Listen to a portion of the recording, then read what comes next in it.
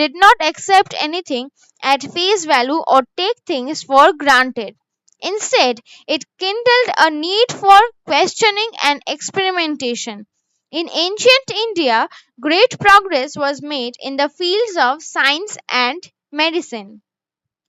ইন্ডিয়াতে modern education শুরু হওয়ার ফলে মানুষদের মধ্যে একটা সায়েন্টিফিক অ্যাটিটিউড তৈরি হয়েছিল। তারা সবকিছু কোয়েশ্চেন করতো, তারা সবকিছু এক্সপেরিমেন্ট করার চেষ্টা করতো। আমরা জানি যে আমাদের এনশিয়েন্ট ইন্ডিয়াতে প্রচুর প্রোগ্রেস হয়েছিল সায়েন্স আর মেডিসিনে। Aryabhata, Varahamihira, Sushruta and Chakara were famous scientists and physicians. However, over a period of time, science took a backseat while religion and theology gained more prominence. আমাদের এনশিয়েন্ট ইন্ডিয়াতে আর্যভট্টা, বারাহমিহিরা